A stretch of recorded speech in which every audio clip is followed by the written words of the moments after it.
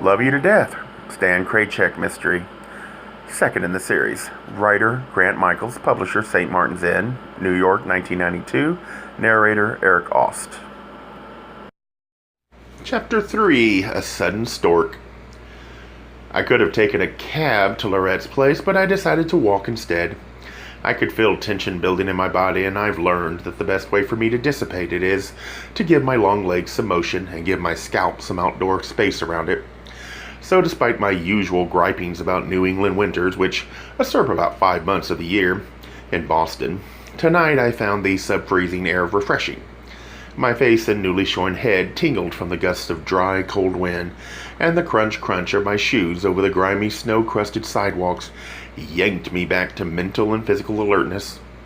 15 minutes later, I was at Lorette's place in the ungentrified part of Boston's South End, the neighborhood I call the panty line of downtown Boston, since it marks the divide between the so-called clean and dirty neighborhoods. My hike ended in front of a large block brick building, and that was part of a low-income housing project, euphemistically dubbed affordable. At almost 10 o'clock on a Sunday night, the street was dark and deserted, lit only by the stray light from some of the apartment windows. I rang Lorette's apartment, hoping her son's babysitter would let me in, but it didn't work, so I rang every other apartment in the building. The notion of security long gone in that neighborhood. Someone did buzz me into the building, even though I was unknown and unidentified. Good thing I was on a do-gooders mission.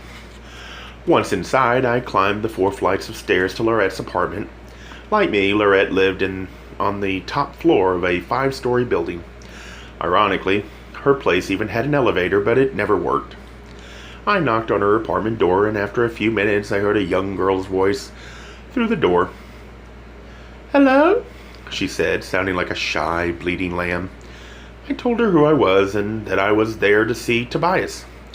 The girl replied, "Mrs. Cole told me don't open the door for anyone except her or my daddy." "That's good, but you can trust me. Tobias knows me." I heard soft murmurings behind the door, then I heard a familiar boy's voice. "Uncle Stan?" "Tobias, open the door." "Why are you here?" "Your mom asked me to stay with you until she gets home. Just let me in, please." More quiet murmurings between the two of them, then the girl's voice rose slightly. "No, Toby, don't!" The doorknob twisted, but the door didn't open. I heard Tobias say, "It's Uncle Sam. He can come in." More arguing behind the closed door, then finally I heard the deadbolt being released. The door opened a crack, held with a safety chain. Tobias's brown face appeared. "Uncle Stan?" he said with squinting, sleepy eyes. "Hi, Tobias." The babysitter's darker face appeared above his. She was barely a teenager, and she sure didn't trust me. Her eyes were wide open and weary. Tobias said, "It's okay, it's him." The safety chain was released. I'd earned my way in. The first thing I saw was the young girl running to the telephone. "Who are you calling?" I asked. "My daddy." I felt a tugging at my pant leg. I looked down to see Tobias there, though he's only 4 years old, with his tawny complexion and blonde curls and bright green eyes. I knew that he was already turning heads. As an adult, he'd probably be a knockout and a perpetual heartbreaker. He was in a flannel nightie, and I saw that the sofa bed was open. Tobias had been asleep, and I reminded myself to be cautious about telling him too much about his mother's situation. I didn't want this nighttime intrusion to scar his young psyche. "Where's my ma?" he asked, as though reading my mind. "She'll be home later, Tobias." "Did the police take her?" How could a 4-year-old boy know so much? I nodded. "There was some trouble. Your mom's with the police now." I purposely avoided telling him about the death of a strange man. "She asked me to stay with you until she comes home." "Okay," he said, then climbed sleepily back onto the sofa bed and crawled into the covers. He dozed back to sleep almost instantly. Perhaps by tomorrow morning he'd remember our brief exchange as a harmless dream. Meanwhile, the babysitter had put her coat on, and she still looked frightened of me. She seemed too gentle, too innocent to be caring for a young boy in a rough neighborhood at night, but then Lorette Cole probably had little choice in trustworthy babysitters. "It's all right," I said to the timid youth. "You can go home soon." "I am," she said, "as soon as my daddy comes." Then tentatively, her chin still quivering, she asked, "Is she dead?" "Who?" "Mrs. Cole." "No," I said sharply. Then I realized my error. I'd purposely censored what I'd said so far, and without all the facts, the girl was assuming the worst. "No," I said again, more gently. "Lorette's okay. There was some trouble at the party tonight, so she had to go with the police." We heard a car blasting its horn loudly and insistently. Outside, I looked out the window and saw a double parked near the plowed-up snowdrift down the street. "Is that your car?" I asked the babysitter. She came to the window and peered downward.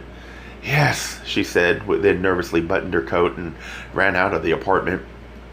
"Wait," I called out. "What about your pay?" The girl stopped halfway down the first flight of stairs and came back. "I forgot," she said. "Mrs. Cole pays me when she comes home." "How much?" She told me, and I paid her double. That's for the extra time and for staying calm and for trusting me. She took the money.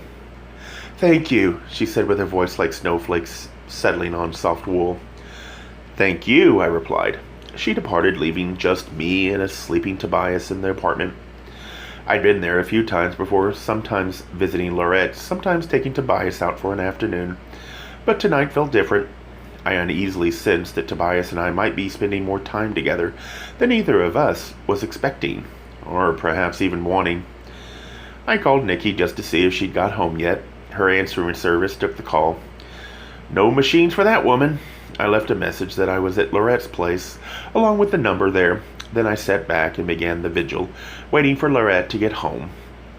Since it was too late to phone any of my friends for a little chat, I turned on the television.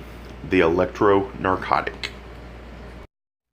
The telephone woke me with a start. I fumbled to pick it up and expected to hear Nicole, but it was Lorette. She was upset. "Venos, how is Tobias?" "He's fine, Lorette, sleeping, like my brain." "Venos, I'm in trouble. They are keeping me here." "Why?" "They say I tell lies." "Lorette, they can't hold you without a charge." "Oh, they charge me too? Then they say I can tell one person, so I call you, Venos. I need a lawyer." "Now?" "Sure now. That's why I call you. I need help." I hedged. "Well, I'll try, Lorette. I don't know who'd be available now. It's late already." "I'm going no place." As my mind became clearer and more awake, I realized there was nothing to do but help her. "I'll make some calls, Lorette, then I'll call you back with the news." "Venos, you can't call me. You have to come in person. They don't give you a secretary here." "Stupid of me. Since when do the police provide private telephones for their prisoners?" I said, "Then I guess someone will be coming by the station later." "Venos, you have to do something right now. You have to take my boy away from there."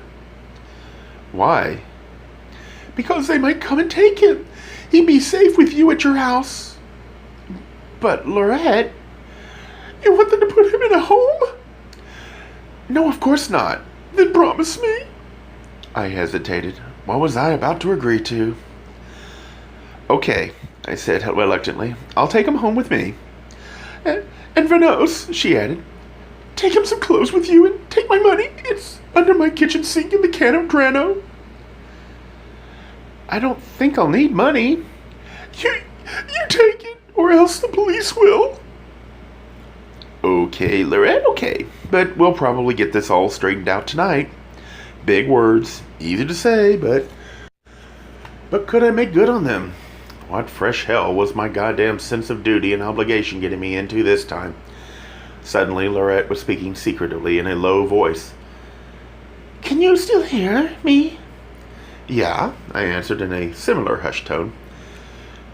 "There be some chocolate there, too, hiding near the telephone. Take it out." "Chocolate?" "Truffles. Take it all." "Sure, Lorette, but..." "Just do it, and don't be giving any to my boy." But hurry, Venos, before the police are getting there. Okay, Lorette, I'll do it. Then we hung up. So much for the popular delusion that hairstylists see only glamour and high life.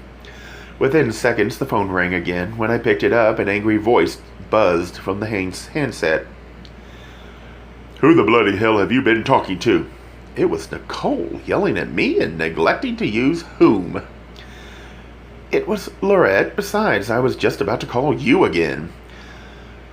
Well, I'm finally home, and I can tell you it's been no party. Nor here either. Stanley, after you left, Lieutenant Branco became as dull-witted and clumsy as a bureaucrat. Nikki, he is a bureaucrat. I think he needs you to provoke him. You seem to bring out the best in him. I ignored her taunt. Doll, listen, Lorette's in trouble. They're holding her on bail, and she needs a lawyer. Can Charles help her out? I heard Nicole lighting a cigarette, and I envied her. She always seemed to find the perfect moment for a smoke, then light one up and actually enjoy it. Darling, she said, and I could almost see the smoke streaming from her lips. Chaz does corporate law, not those criminal cases. I'm not sure there's much difference. Silence, another exhalation. He does owe me a big favor, she said. Good. Get some practical use out of that aristocratic law degree, can you call him? Now? Perry Mason wouldn't hesitate. I'm not sure I want to use my favor yet, Stanley. Nikki, there'll be other times you can harness your catamite for your own device. Right now, Lorette needs help. What part are you playing in this domestic drama? I promised her I'd look after Tobias until she gets out, which I hope will be tonight. I'm taking him to my place now. Why don't you both wait here instead? That way, when Chaz gets Lorette released, he can bring her along and pick up Tobias here. We'll all be together at least. So you'll call him? For your sake, yes. And you think he'll spring her tonight? Darling, I have complete confidence in him. Thanks, doll. Then in her usual manner, Nicole hung up without saying goodbye. I called a cab, which was a 50-50 proposition in Lorette's neighborhood. 50% chance they won't stop when they see where the address is, 50% chance they won't show up at all. I woke Tobias up and calmly explained that we were going to wait at Nicky's place until his mother came to get him, kind of like a late-night adventure. I left him to put on his clothes. He's already that independent, while I went to the kitchen to find the money Lorette had mentioned. I didn't intend to use it, but I figured it would be better to take anything valuable or suspicious out of Lorette's place before the police arrived and searched the premises. Being a Gemini, my hands are pretty clever, but I couldn't figure out how to get the damn cabinet door open. After a brief but noisy battle with the child-proof locks, I heard Tobias say, behind me, "You want Mama's money, Ken?" Yeah, Tobias. I'll do it, in a simple grip and twist motion supposedly possible only by adult hands. Tobias flicked the latch and opened the cupboard door. He crawled in and got the can of Drano. Be careful, Tobias. That's poison. Not this one. He opened the can, another so-called child-proof container, and took out a fat roll of $20 bills. It's Ma's money, he said with a self-satisfied grin. I took the money and jammed it into my pocket. Then I went to the telephone table and searched for where the chocolate might be hidden. The stuff Lorette had mentioned. After a few minutes of futile searching, Tobias asked what I was looking for. When I hesitated to tell him, he exclaimed, I know! I bet I know! The chocolate! Then he showed me a small, concealed hatchway in the floor under the telephone stand. I'd have never found it on my own so quickly. As he pulled 2 boxes of chocolate truffles out from the catch underneath, he explained, Ma's afraid they'll find out she took it and didn't pay for it. She thinks I don't know. I asked him, Did you eat any? No, Ma'll keep count. I felt those facts clunk and tumble their way into my Slavic data brain. The last thing was to pack some clothes for him. If Charles was as good as Nicole predicted, none of these preparations would be needed since Lorette would be released that night, but I reminded myself to expect nothing and be surprised. I bundled Tobias up warmly, and we waited for the cab to honk its horn for us. Mercifully, it arrived shortly. Nicole's penthouse suite at Harbor Towers has a panoramic view of Boston Harbor and the best angle of the downtown skyline. How she affords such a place is one of Nikki's unshared confidences, even with me. Perhaps someday I'll earn the right to know. It was after 11 o'clock when I got there. She opened the door to greet me, but was taken aback by my burdened arms heavy laden with a sleeping Tobias, along with 2 boxes of chocolate truffles and a small suitcase with Tobias's clothes. As I struggled through the doorway, she placed her glass of champagne on a small Hepplewhite table in the foyer. "What a lot of stuff," she exclaimed. "Give him to me, Stani." As she tried to lift the sleepy 4-year-old from my arms, Tobias stirred lightly and said, "Ma?" Nicole grimaced at his choice of words. "No, dear, it's Nicole. You remember me, don't you? From the shop?" "Ma?" repeated Tobias. Nicole let go of him and took the chocolate from me instead. "Maybe I'm better off with these," she said as she opened one of the boxes. "No!" I yelped. "Don't touch them!" My voice caused Tobias to stir in my arms. With exaggerated caution, Nicole closed the box she'd opened. Then she replaced both of them back on top of Tobias in my full arms. "Fine, darling," she said sulkily. "You take care of everything yourself." She picked up her glass of champagne and sauntered back to her place on the huge custom-made sofa. A perfect hexagon, upholstered in pink shantung and seized to fill most of the sunken living room. After a quick sip, she added, "If you want coffee or a drink, you know where everything is." "Nikki, please don't get contrary. I'll explain why in a minute. Can you just take the boxes so I can put this boy to bed?" She reluctantly got up again and did what I asked. "And while I dump the kid, you can dump some Irish whiskey in a mug and add a splash of that fresh brewed coffee I smell in the kitchen. Please?" Nicole nodded. I took Tobias to the guest bedroom and put him under the covers. I didn't bother undressing him since I still assumed that Lorette would be picking him up later. I went to the kitchen. Well, Nicole had prepared my strong Irish coffee. She handed me the hot mug and said, "I called Chaz right after I talked with you. He said he'd go to the station and find out what Lorette needed." "The only thing she needs is out," I said, then took a big gulp of the coffee and burned my mouth. "Yow! Too hot, darling." Unlike the last man I dated 6 months ago. "Darling, for once, can you forget about your barren love life? I doubt Lorette is thinking about hers tonight." "She may be, Nikki. I think that was her lover who was poisoned. I'm also sure he was the same guy who used to bother her off and on for the whole 2 years she worked in the shop." Nicole thought a moment, then frowned. "I remember the one you mean, and he was quite a pest. Things got very unpleasant between them." "Unpleasant, yes, but would Lorette have killed the guy?" "Never underestimate a woman's survival instinct." "I can't believe she'd kill anyone, though. If I think about my great love and how it went wrong and how I used to ponder ways to kill him." "Stani, we've all had thoughts like that."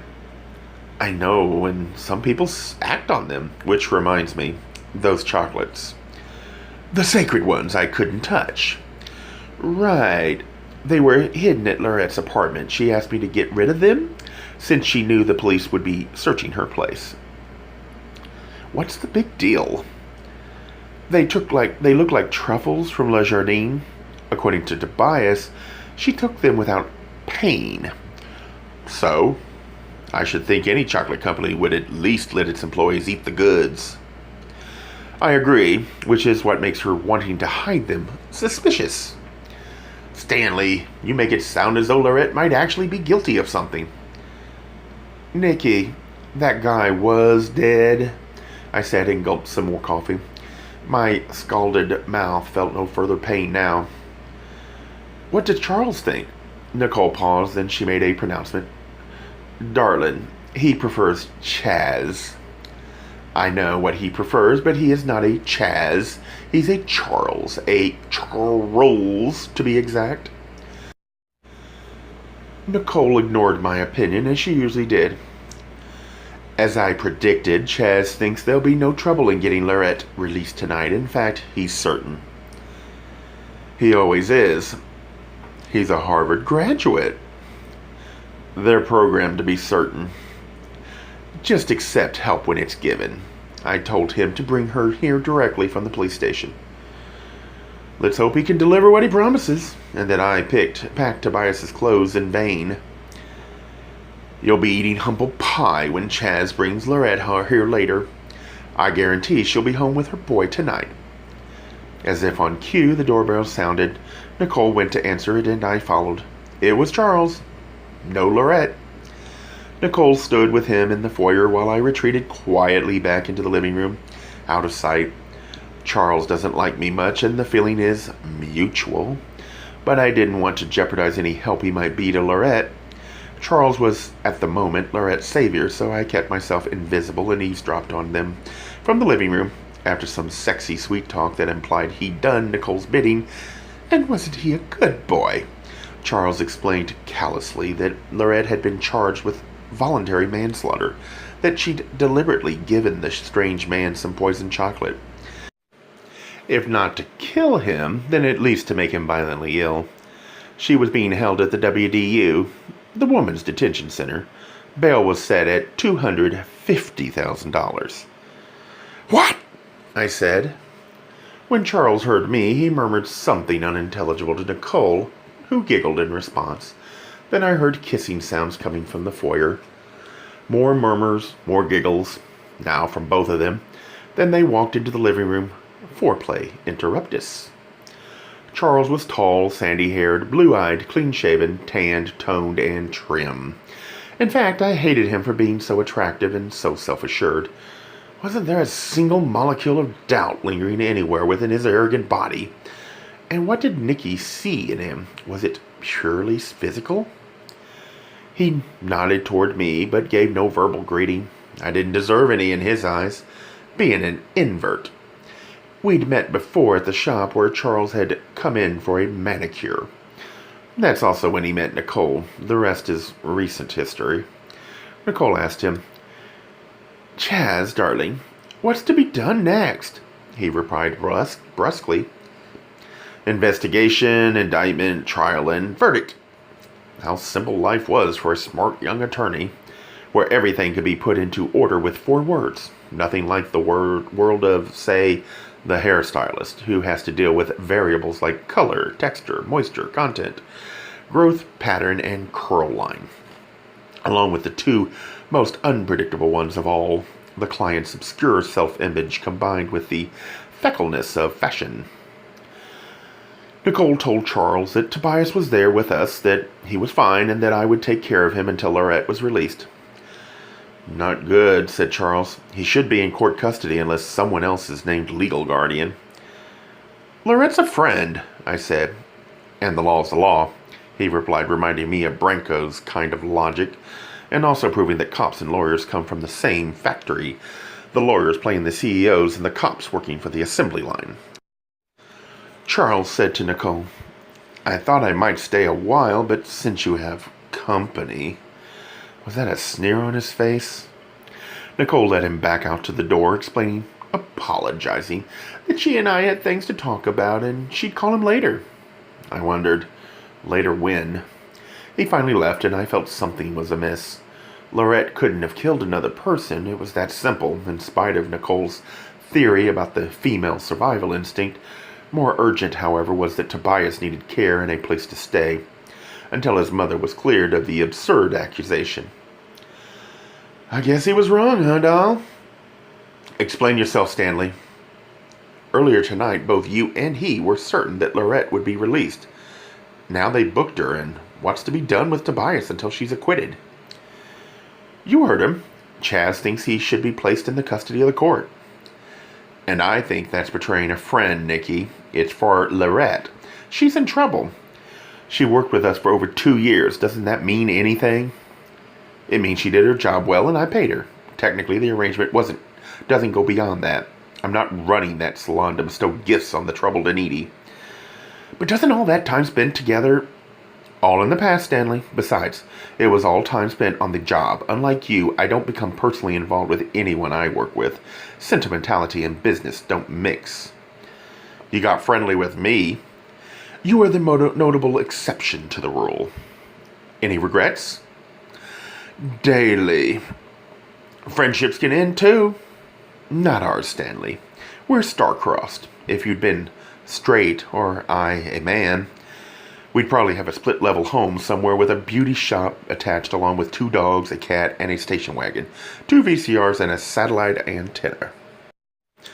We'd probably be divorced by now, too. I'd have contested, I said. Then I raised my coffee mug. And a toast. Here's to fairies and fag hags, I said. And may their friendships endure. Nicole replied. I'd prefer different labels, but I'll drink to that. We sat quietly a moment, allowing the alcohol to work. I thought of Nicole and Charles and their romance, and about my arid love life, and about being alone so much. I said, perhaps Tobias and I should stay here tonight.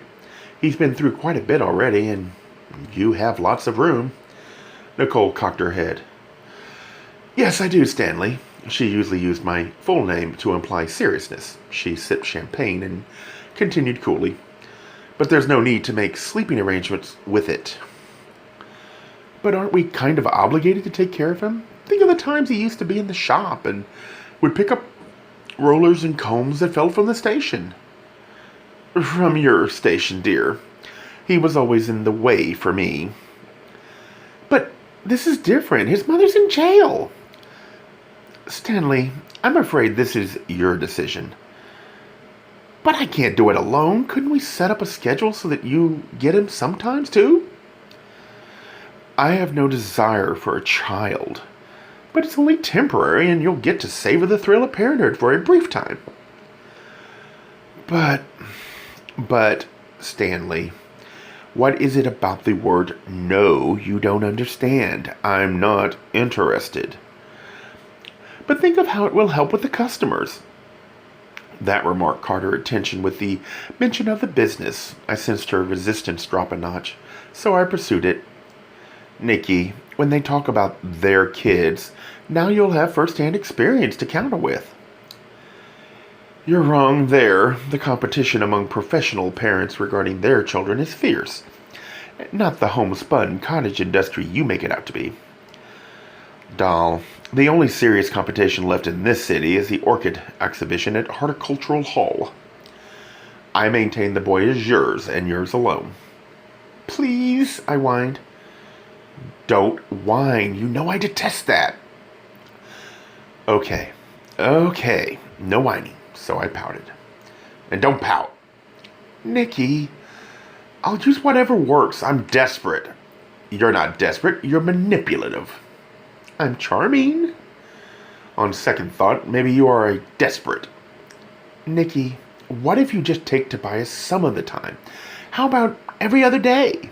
She sighed in exasperation, then she finished her champagne and said, All right, here's what I will agree to. She paused to light a new cigarette before stating her terms. Big moment, like change. On the days you work at the shop, Tobias can be there as well, for both of us to look after. 2 evenings a week I will entertain him, though not overnight. For the remaining time, he's yours. But then I get no nights without him. That's true, but what else would you be doing anyway? That's low, doll. Just because you have a hot young lover doesn't mean the rest of the world is sitting around tatting shade pulls. Caring for Tobias wasn't my ideal, Stanley. My offer stands. Take it or leave it. I groaned. It's as conditional as a limited warranty, but I guess it's a deal. You don't much like kids, do you? She answered. You'll soon discover why.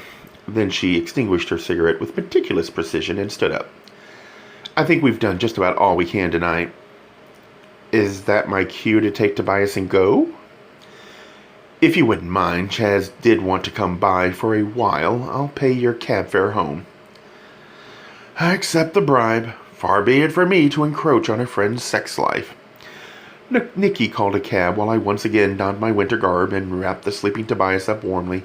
Arms full again, I left her place, and one night, without warning, during what had started out as a party, I'd become a single parent, and I sensed the beginnings of a rift with my best friend. Home is a fifth-floor walk-up on Marlborough Street in the Back Bay. It's a spacious one-bedroom apartment with a bay window facing the street, a working fireplace, a huge bathroom with original marble tiles intact, a sliver of the Charles River from my bedroom window, and rent-controlled. The place has been slated for mondo-condo conversion for years, but we tenants are no fools. We've exercised our renters' rights and retained our homesteads.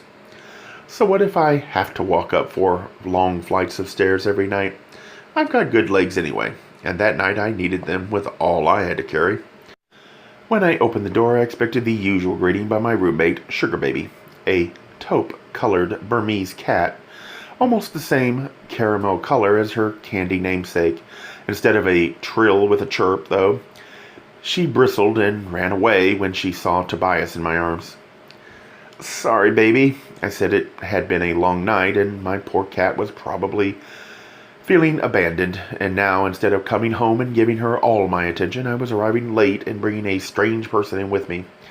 Did she at least realize Tobias wasn't a trick? I tucked him into my bed, then I gave Sugar Baby her supper. After that, there was just one more thing to be done before setting up the sofa and collapsing onto it. I took the 2 boxes of chocolate truffles to the kitchen table and opened them. Without touching the candy inside, I carefully examined each piece as it rested in its ruffled paper cup.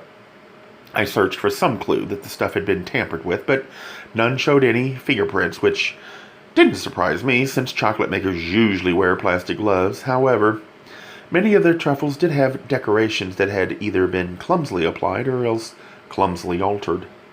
I wonder why Lorette had wanted me to dispose of them. Had she done anything to them? Was there a chance that some of these truffles were loaded with cyanide? Is that why she tried to hide them from Tobias?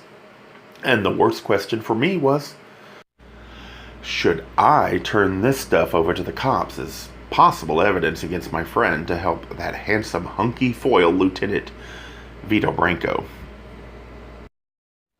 A Gay Mysteries audiobooks. I think it is easy to hate a label, but a face humanizes the word. So this effort is twofold: to offer comfort to those like myself that your world didn't end because you don't fit into the view of acceptable society on both sides, and in hopes of helping those with family that are LGBTQ, that it doesn't mean we are aliens from the child they once knew. Reassure them so they can maybe be supportive at the same time, being true to their values.